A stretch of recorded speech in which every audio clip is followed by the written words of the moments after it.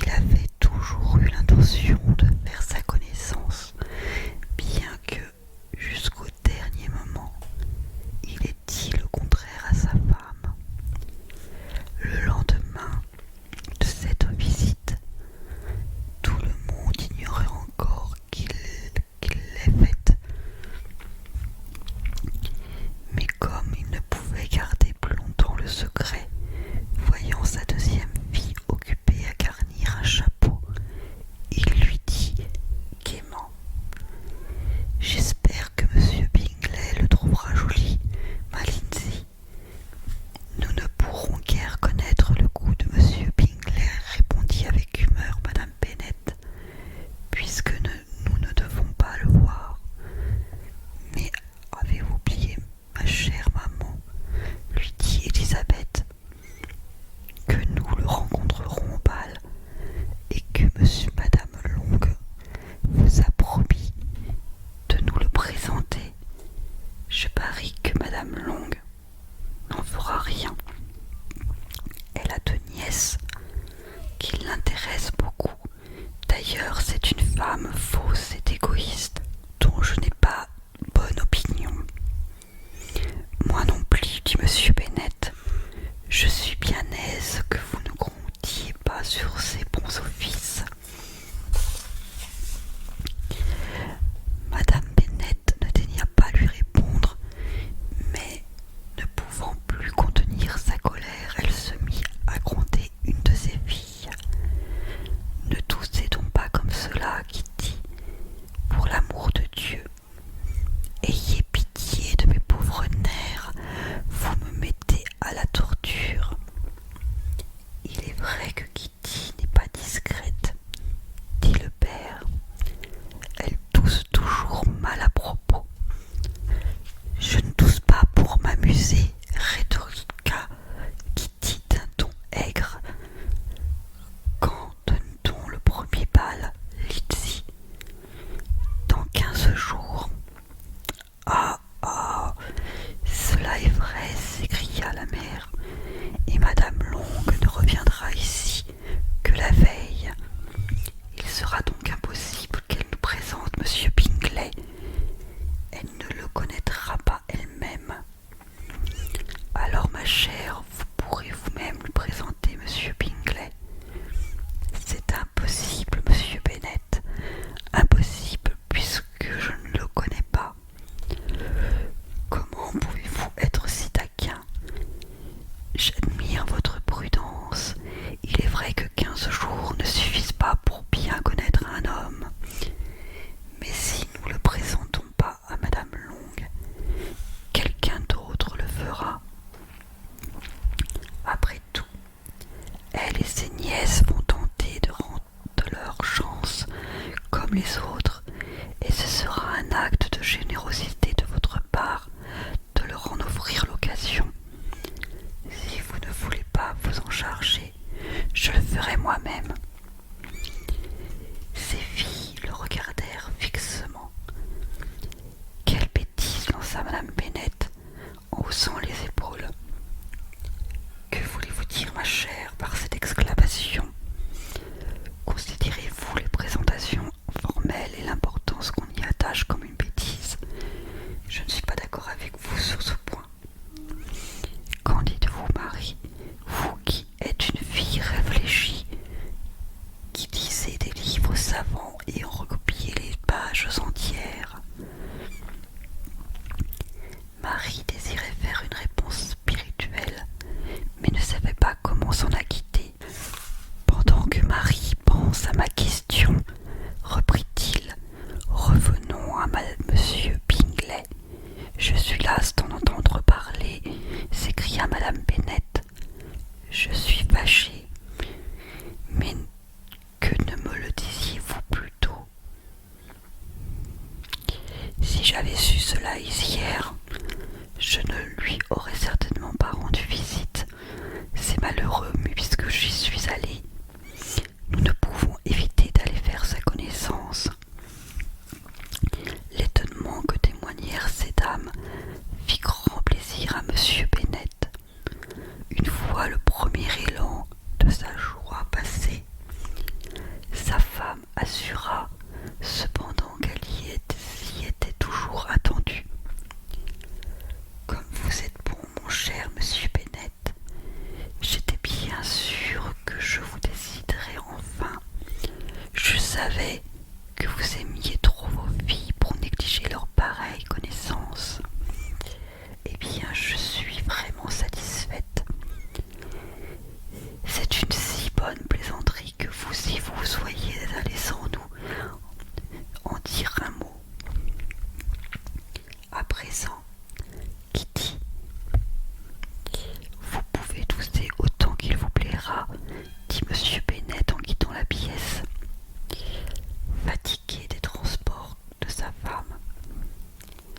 Quel excellent père vous avez, mes enfants, dit madame Bennet sitôt que la porte fut fermée. Vous ne pouvez aller le remercier d'une telle marque de bonté.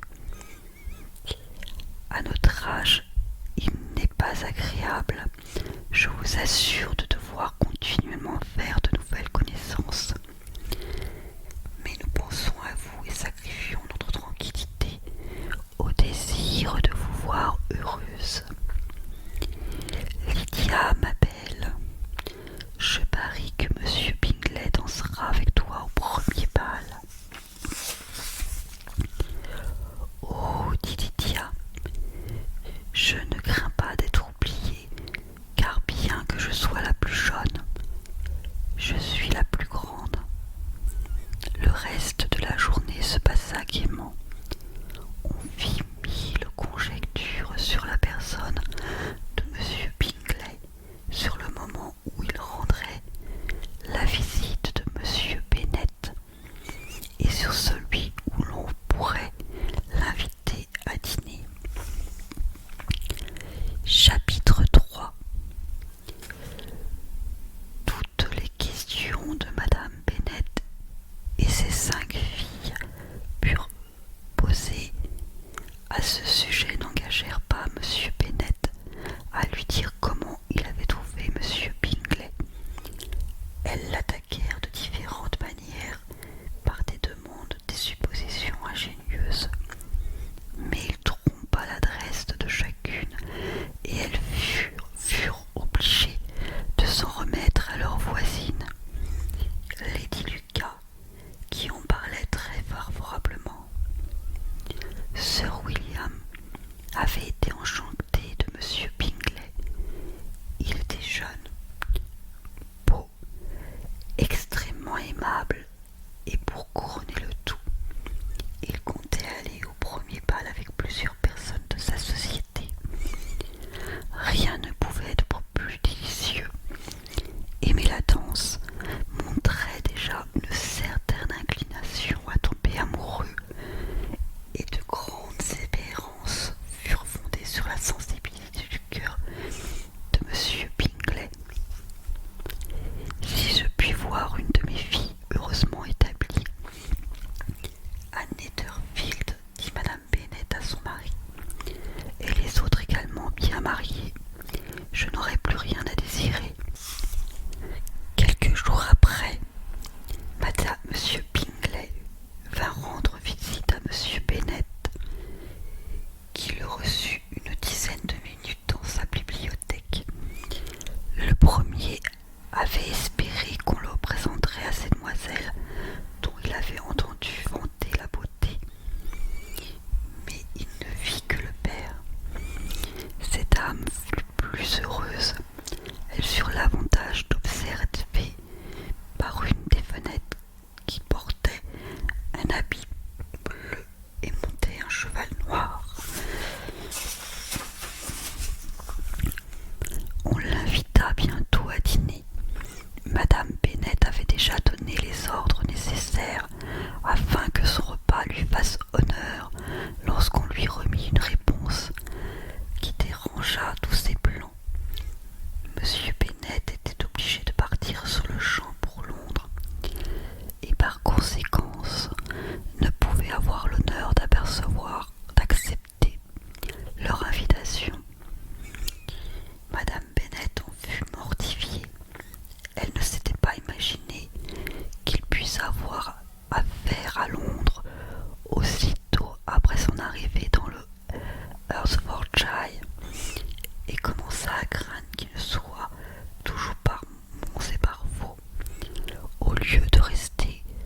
comme il le devait à Netherfield. Lady Lucas la tranquillisa un peu en suggérant qu'il n'était peut-être allé à Londres que pour le dessein de chercher du monde pour le bal. Peu de temps après, on apprit que Monsieur Bingley devait revenir avec 12 dames et 7 messieurs. Ces demoiselles se plaignirent beaucoup d'un aussi grand nombre de femmes, mais furent consolées en entendant dire la veille de la réception qu'il n'avait amené de la ville que ses 5 sœurs et un cousin. Finalement, lorsque Monsieur Bingley entra dans la salle de bal de Meryton, sa société n'était composée que de 5 personnes. Lui, ses 2 sœurs, le mari de l'aîné et l'un de ses amis. Monsieur Bingley était un fort bel homme. Il se présentait avec grâce et paraissait fort enjoué. Ses sœurs, grandes et assez jolies, affichaient des manières affectées. Son beau-frère, Monsieur Hurst, avait le ton d'un homme de bonne compagnie, mais son ami, Monsieur Darcy, attira bientôt les regards de toute l'assemblée. Il était grand, avait de beaux traits, un maintien noble, et on se disait à l'oreille qu'il possédait 10 000 livres de rente. Les hommes assurèrent qu'il était bien fait, les femmes le préféraient à Monsieur Bingley, et pendant une partie de la soirée, il fut le héros du bal. Mais ses manières froides et réservées finirent par déplaire et perdit soudain l'approbation générale. On s'aperçut qu'il était fier, dédaigneux et qu'il ne trouvait rien à son goût. Enfin, toute sa fortune et la beauté de son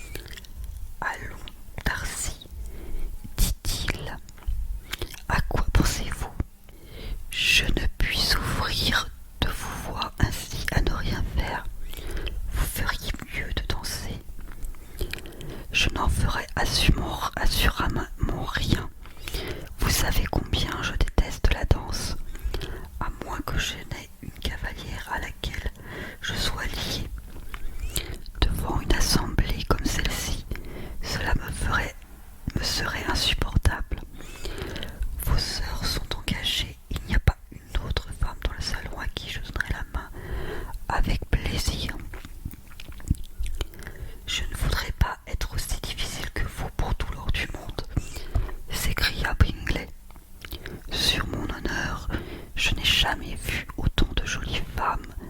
Il y en a même qui sont d'une beauté remarquable. Vous dansez avec la seule belle personne qu'il y ait ici, dit Darcy, en regardant les nez des demoiselles Bennet. Oh, c'est la plus belle créature que j'ai jamais vue, mais voilà une de ses sœurs assise derrière vous qui est très agréable. Je puis même dire très jolie. Laissez-moi demander à ma cavalière la permission de vous présenter. Laquelle voulez-vous dire? Après s'être retourné, il considéra un instant Elisabeth, puis répondit froidement. Elle est passable, mais pas assez belle pour me tenter. D'ailleurs, je ne suis pas d'humeur à consoler les demoiselles délaissées par les autres hommes. Mais vous perdez votre temps avec moi. Vous feriez mieux d'aller profiter des sourires gracieux de votre dame. Monsieur Bingley suivit son avis.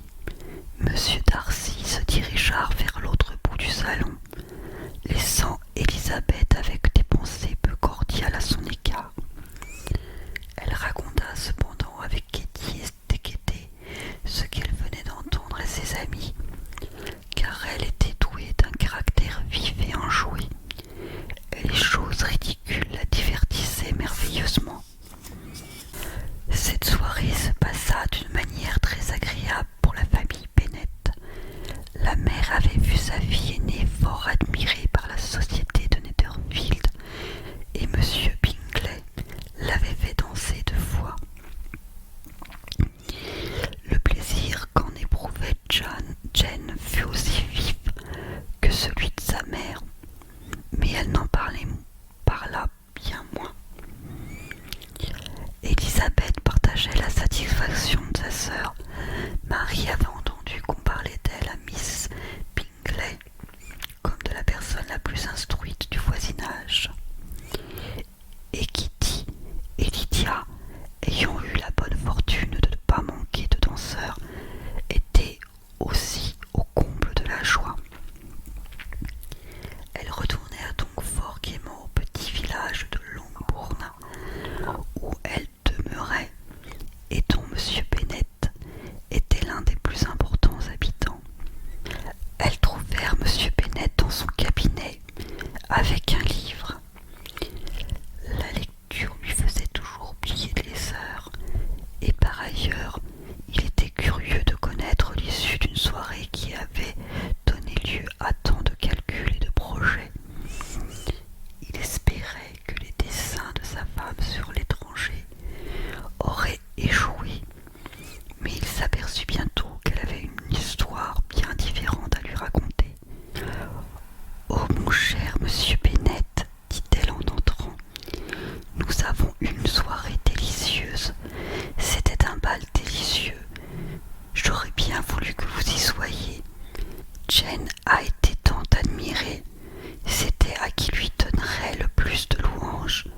Monsieur Bingley l'a trouvée charmante et il l'a fait danser 2 fois. Rendez-vous compte, mon cher, il a dansé 2 fois avec elle, et c'est la seule demoiselle qu'il ait demandé une seconde fois. Il avait d'abord invité Miss Lucas. J'étais toute déconcertée de le voir danser avec elle, mais il ne l'a pas admirée. Il est certain que cela n'est pas possible. Elle est si laide. Il a paru frappé d'étonnement en voyant Jane, a demandé qui elle était, et s'est fait présenter à elle, et elle l'a engagée pour la 2e contredanse. Pour la 3e, il a choisi Miss King, la 4e, Marie Lucas, la 5e, Jane encore, la 6e, Lizzie, ainsi que pour la dernière danse. S'il avait eu pitié de moi, s'écria le mari, il n'aurait pas tant dansé. Pour l'amour de Dieu, ne me parlez plus de contredanse. Si seulement il s'était fait une entorse à la première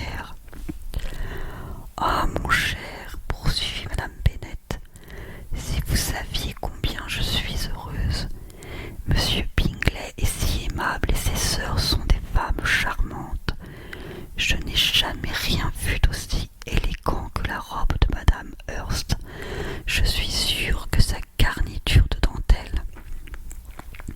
Elle fut alors interrompue par M. Bennet qui déclara qu'il ne voulait pas écouter les détails de leur toilette. Madame Bennet fut donc obligée de chercher un autre sujet de conversation et lui raconta avec amertume et exagération l'insultante grossièreté de M. Darcy. Mais je puis vous assurer, ajouta-t-elle, que Lizzie ne perd pas grand-chose, car c'est un homme extrêmement désagréable qui ne vaut pas la peine qu'on cherche à lui plaire. Il est si fier, si suffisant, qu'en vérité on ne saurait le voir sans déplaisir.